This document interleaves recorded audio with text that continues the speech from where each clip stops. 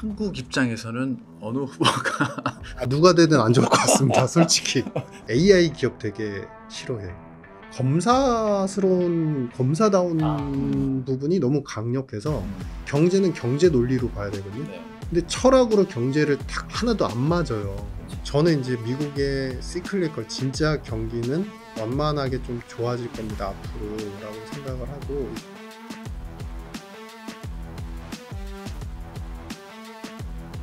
다음 주제로 넘어가겠습니다.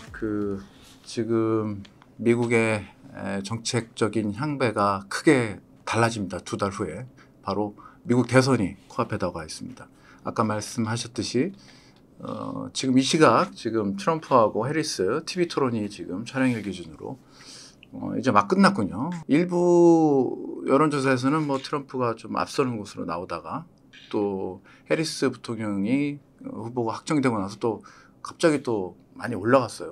어떤 조사는 뭐 4%, 9%까지 차이 나는 조사도 있었는데 최근에 또 다시 또 박빙 상태입니다. 그래서 누가 좀 승리를 할지 알 수 없는 좀 혼전 양상인데 미 대선 해리스 후보 그리고 트럼프 후보의 경제 정책 방향 중심으로 내용 좀 살펴보겠습니다. 해리스 경제 진단 정책 어떻게 좀 살펴보셨어요? 두 분이 어떻게 좀 다른 면이 많이 있나요? 제가 지금 촬영 시간인 중이라 토론회 2차 토론회 마지막 토론을 못 봤네요. 그래서 막 싸우고 있는 거 뭐가 있었으니까 경쟁 특별한 건 없고 뭐 비난을 좀 했는데 오늘 뉴스에서 그 경제 질문이 먼저 나왔습니다. 그래서 해리스 후보가 나는 이제 중산층 출신임을 강조하면서 나는 이 무대에서 중산층과 노동자를 위한 계획을 가지고 있다. 뭐 이런 주장을 폈고 그리고 자신의 공약인 $5,000 그 아동 세액공제 이걸 다시 거론했고요.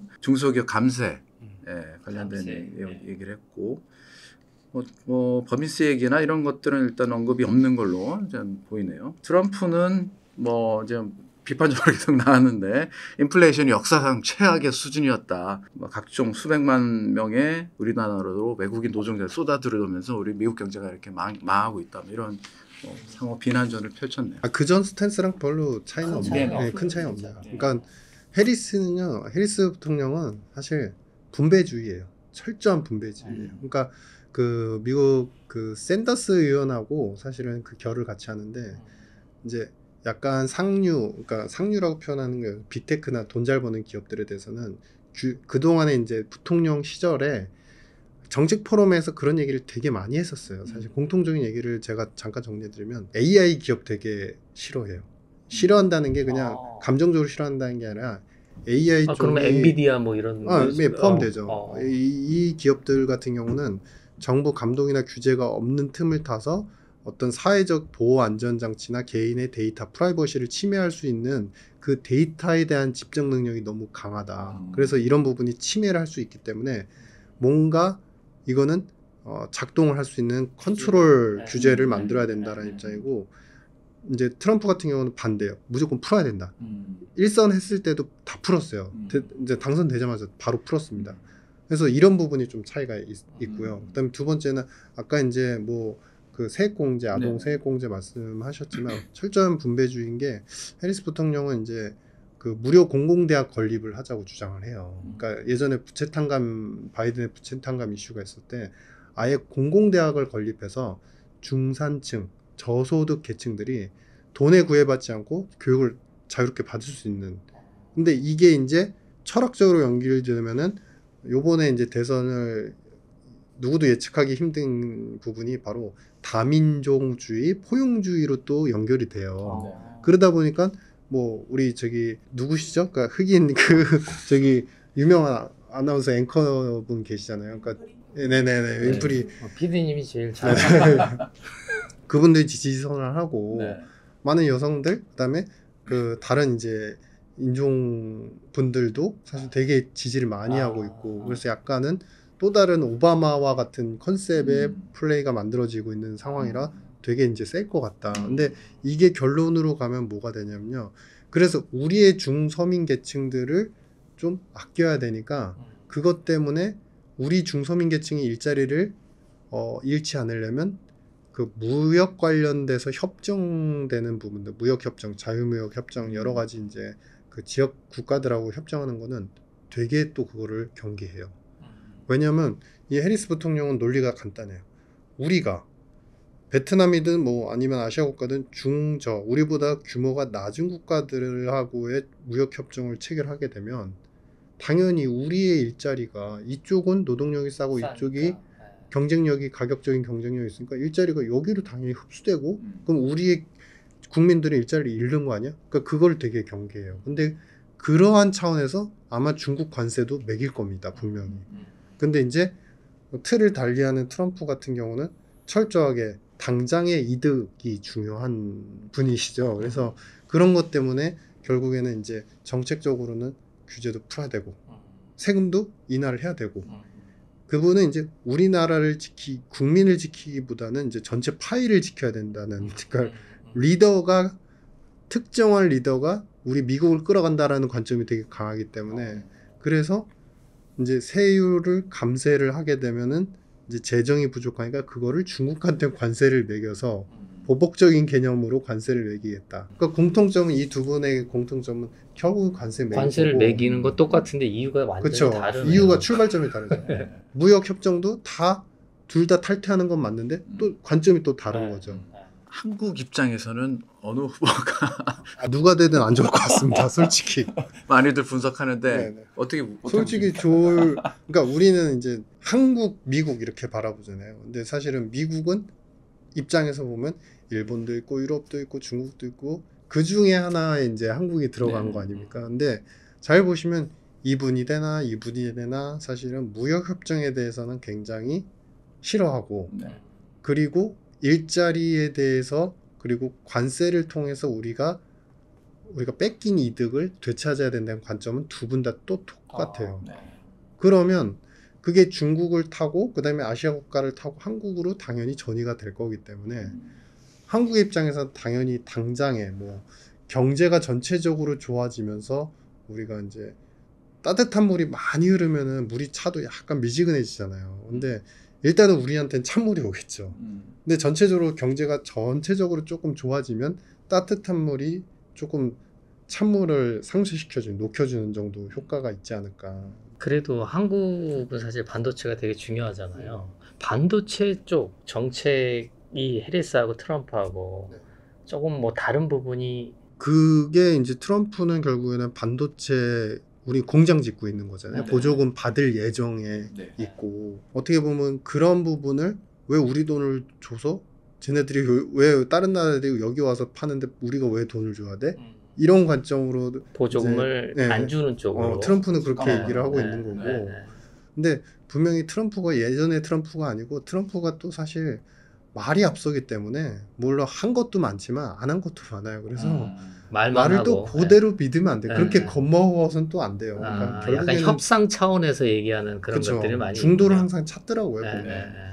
그래서 그런 부분에서 이제 반도체 산업 기업들 입장에서는 조금 흔들림이 있을 텐데 중장기로 그렇게 썩 나쁠 것 같지는 않고 오히려 전 해리스 부통령이 되시면 사실 이제 걱정인 게 그 검사다운 부분이 너무 강력해서 이게 그 왜 그러냐면요.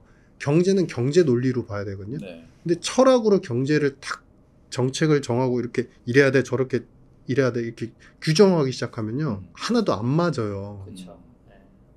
그러할 개연성이 해리스 부통령은 사실 되게 많아요. 뭔가 규제, 규정, 그 다음에 평등 이런 거를 원하기 때문에 그러면은 이제 미국의 AI 그 빅테크 기업들 입장에서도 경영 환경의 입장이 사실 첫 1년 정도는 좀 그렇게 썩 양호하진 못할 것 같거든요. 그럼 그 기간 동안에는 괴롭힘을 많이 당할 거고 그럼 그 기간 동안에 한국의 반도체 혼자만 좋을 소냐 그러지 못할 수도 있다. 그러면 약간 해리스가 당선되는 게 약간 저희한테도 약간은 유리한 정도 수준?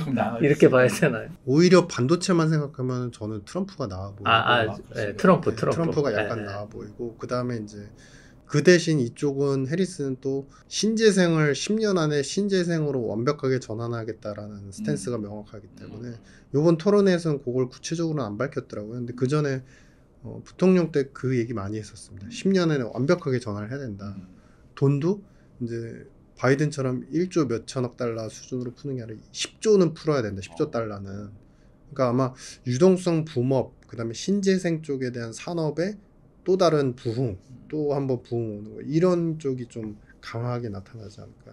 아니 그 엔비디아 뭐 엄청나게 그 올라가다가 갑자기 또 폭락을 해가지고 이제 뭐 저희 주가로 이제 30% 보니까 정도인데. 네 그렇습니까. 아니 뭐 투자자들 입장에서는 뭐 고점에서 잡은 죄송합니다. 분들 네. 입장에서는 예. 마치 뭐 AI 시대가 곧 올 것처럼 해서 막 열풍이었는데 좀 거품인 게 아니었느냐. 그래서 AI 거품, 뭐 거품이 곧 붕괴된다. 닷컴 버블 얘기도 하는 분들도 있고요. 어떻게 전망하십니까? 근데 거품은 아닌 것 같아요. 그냥 너무 빨라서 쉬는 정도고 쉬는 기간이 조금 실물 쪽, 산업 쪽, 그러니까 ICT적으로 봤을 때 우리가 이제 정보를 집적하거나 영상을 만들다든지 아니면 음성을 갖다가 AI로 만드는지 아니면 기업들이 원하는 패키지화된 이제 칩을 만든다든지 이런 걸 떠나서 아예 공장 자동화가 아닌 AI화, 제조업의 AI화 이런 거를 하려면 시간이 좀 걸리는 것 뿐이지 지금은 쉬는 구간이고 왜냐하면 2분기를 보면 실적도 좋았고 앞으로의 포워드 가이던스 예상치도 앞으로도 또 더 좋게 나올 예정으로 보이니까 네. 이걸 완벽한 거품으로 보기는 좀 힘들 것 같고 사실은 이제 엔비디아 지금이야 저보다 더 시청자분들이 더 똑똑하시니까 정보를 많이 아시겠지만 엔비디아가 AI 산업에서의 칩 그다음에 그 상품 개발을 하기 위해서 쏟은 시간은 사실은 거의 7, 8년 전부터 이미 시스템 반도체를 하면서 그 외에 또 연구 개발을 이쪽도 같이 해왔었던 걸로 이제 나타나더라고요. 그러니까 그런 부분을 생각하면 뭐 닷컴 버블하고는 사실 좀 많이 다른 것 같다. 그러니까 닷컴 버블은 없는데 할 거다. 전혀 없는데 이렇게 했다. 뭐 이런 이제 차원이었다면 지금은 결과물이 어느 정도 백업이 되지만 그 결과물 대비 주가만 너무 셌을 뿐이다. 그래서 그거를 좀 조정 반영하는 수준이 아닐까. 뭐 이렇게 생각합니다. 엔비디아에 투자하신 분들은 조금 안심하셔도 될 것 같습니다. 아니 근데 최근에 젠슨 황이 계속해서 엔비디아 주식을 좀 팔고 있어서 그건 어떻게 봐야 되나요? 저희 타사주 매각을 하더라고요. 저희 시각에서는 원래 이제 약간 주가 고점일 때 주주들이 큰 대주주들이 좀 팔고 뭐 이런 현상이 좀 나타나는데 미국은 좀 다른 건가요? 글쎄요, 그게 다 케이스마다 틀려서 제가 뭐라고 말씀드리는데 그냥 돈이 필요하지 않았을까 그냥 뭔가 그러니까 한국은 이게 지배구조나 이제 그런 여러 가지 차원에서 봤을 때 우리 정부가 밸류업 하고 있지 않습니까? 근데 그 얘기도 있었어요. 그러니까 당국에서 뭐 이제 대주주가 사전에 매도하기 전에 사전 공시 제도를 하고 그거에 대해서 안 하면 이제 페널티. 그러니까 우리나라는 이게 죄송스러운 표현이 좀 먹튀가 정말 너무 세요. 그리고 거기에 대한 규제도 없고 규정도 별로 명확하지 않아요. 근데 이제 해외 같은 경우는 그 이유에 대해서 즉각적으로 사실 매도했다. 이제 지금 잭슨왕 같은 경우는 맞아요. 매도했다. 예. 뭐 왜 그랬다. 뭐 이런 아주 구체적이지는 않지만 타임라인 알립니다. 나오잖아요. 예. 근데 이제 한국은 주가가 굉장히 좋았는데 한 일주일 있다 이제 대주주 올 매도한 게 일주일에 다 뜨는 거예요. 그렇죠. 주가는 이미 빠져 있고. 그러니까 간 구조는 좀 다른 것 같다. 미국하고 한국은. 그래서 우리는 이제 모르는 정보가 그들이 있어서 그런다고는 하지만 그 우리 다이먼 그 JP모건 회장도 사실 작년도에 시장이 약간의 변동을 보일 때 자사주 많이 파셨거든요. 그래서 굳이 미국에서 나타나는 그런 부분들은 좀 비공개된 정보를 뭔가 이용하는 거 아니냐라는 불안감은 한국인의 입장에서 우리 시장에서 하도 당하니까 그렇게 좀 뉴트럴하게 보시는 게 낫지 않을까. 네. 가장 중요한 질문이 남았습니다. 그래서 이 투자자들은 도대체 이 혼란스러운 전국에 어떻게 대처를 하고 하는 게 좋을 것 같습니까? 요즘에 뭐 진짜 사실 빅테크가 끌어왔으니까 다 힘든 거가 있는데 근데 여러분 잘 보시면 미국의 변동이 그렇게 3% 올랐다가 3% 빠지고 2% 올랐다가 또 2% 빠지고 이렇게 변동이 되게 큰데요. 저는 이제 미국의 시클리컬 진짜 경기는 완만하게 좀 좋아질 겁니다 앞으로라고 생각을 하고 예측을 했는데 정말 경기랑 밀접한 화학 산업들, 화학 기업 주가들은요 안 빠졌어요. 그냥 정중동이에요. 그냥 추세를 지키고 있고 그 다음에 빅파마들 같은 경우 바이오 빅파마들은 주가가 서서히 오름세를 지키고 있어요. 네, 괜찮더라고요. 그렇죠. 네, 그래서 네. 이 두 포트폴리오의 변화는 사실은 상대적인 변화는 그만큼 산업 자체가 괜찮고 경기가 시클리컬하게 위험하다라는 것을 보이지 않는 중요한 근거다. 그래서 이 시점에서 선택을 하셔야죠. 이렇게 탄탄하게 버티는 산업으로 다시 갈 거냐, 아니면 난 끝까지 긴 호흡으로 이제 그 AI 쪽을 갖다가 서서히 투자를 또 늘려서 긴 어떤 열매를 이제 과실을 먹을 것이냐, 이 부분은 이제 선택의 문제인데, 뭐 제 개인적인 합리적 생각은 굳이 그렇게까지 또 기다리나, 이렇게 열심히 주가가 왔는데 오히려 변화 전환, 요것도 좋아 보인다, 이렇게 생각합니다. 지금 급변하는 그 미국 그 정치적인 어떤 분수령이 또 와 있고, 이 경제적인 또 피벗 9월부터 금리 인하가 시작되는 것이 예고되고 있습니다. 뭐 당장은 유시기 박사께서는 뭐 경기 침체 우려는 없다 이렇게 말씀하시는데, 여러 가지 변동성이 있고 여러 가지 좀 변화가 있는 지금 시기입니다. 관련된 여러 가지 뉴스들 꼼꼼히 챙겨보시고 또 여러 가지 그 부분들을 잘 살펴보셔야 될 것 같습니다. 지금까지 오랜 시간 그 유시기 박사님 여러 가지 좋은 말씀 나눴습니다. 고맙습니다. 네, 감사합니다. 네. 감사합니다. 네. 감사합니다. 네.